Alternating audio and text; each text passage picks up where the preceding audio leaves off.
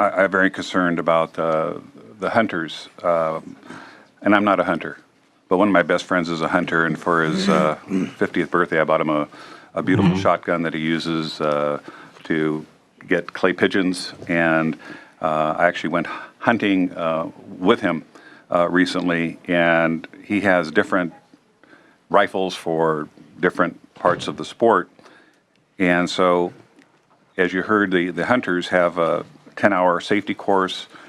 There have not been many incidents of hunters being involved in crimes. So my concern is how you're going to address these people that, some people like to go to basketball games on the weekends. Some people like to go to baseball games on the weekends. Some people, hunting is their recreation. So I'm concerned about that. Also, it was mentioned by one of the opponents that the study that was referenced by the Brady Foundation was an observation from out of state.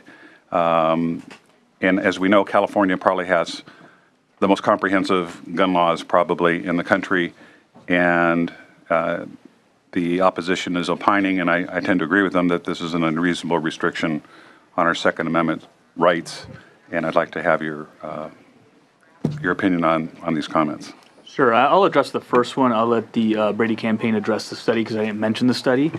But on the hunter, look, I would just say plan ahead, number one. I mean, that's the best way to do it. And on top of that, it doesn't eliminate any borrowing restrictions, which would still be in place nonetheless, because this bill doesn't address any of that. But I do want to clear up one point, because it's been said several times now that collectors would be affected. And if you actually take a look at the bill on page 8, number 8, we clearly put that in there in advance to address the collector portion of it.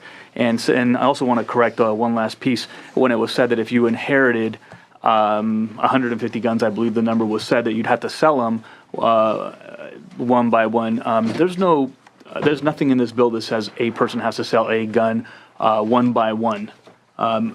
Clearly somebody buying a gun would have to purchase them one by one, but you could still walk over to a dealer and release all your guns at one time, or any of the nonprofits. And in fact, there's a number of exemptions that we've put on here that would address some of the concerns, at least I think, in terms of comments that we've taken along the way. Look, philosophically, I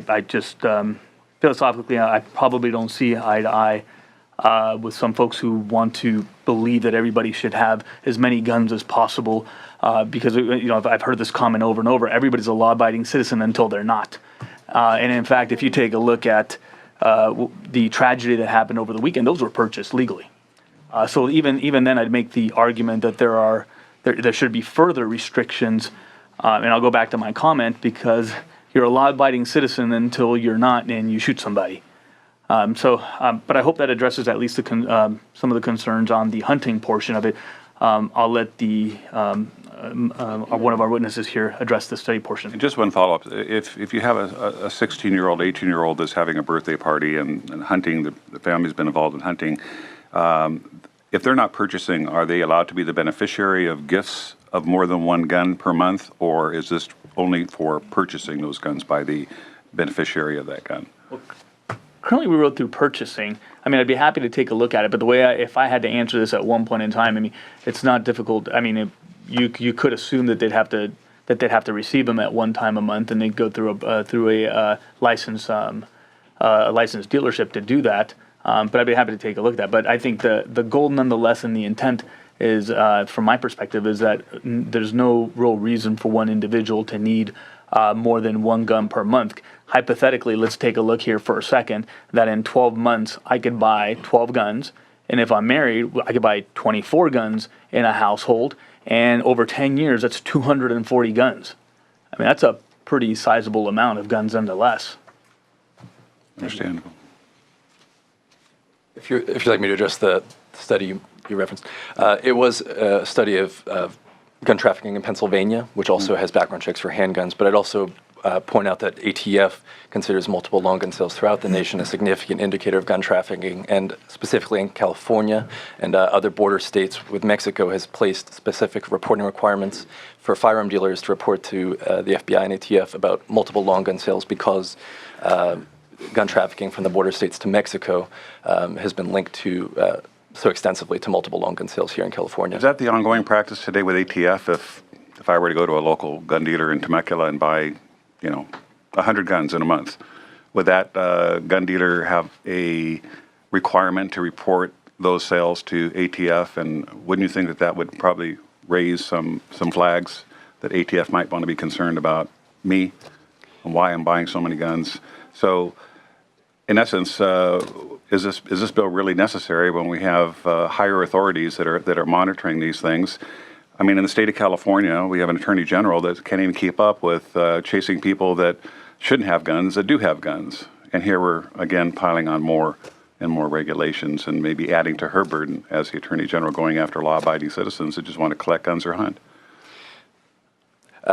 We just have a disagreement about that. I think public safety would be improved much more effectively, not by giving ATF necessarily more information, but by preventing dangerous individuals from being able to go out and amass unlimited quantities of guns, essentially immediately. But you agree that ATF does have that oversight, that they do get reports? Yeah. Well, here's what I'd add, and it's a philosophical difference. I mean, look, they can have all the information that they want. Certainly, I would support for more information to any law enforcement agency. But at the core of all law enforcement strategy, I would assume that deterrence would be the first step, and in preventing the crime from happening would be the first step. And I think the way I look at it, and philosophically, we're going to look at this a little bit differently.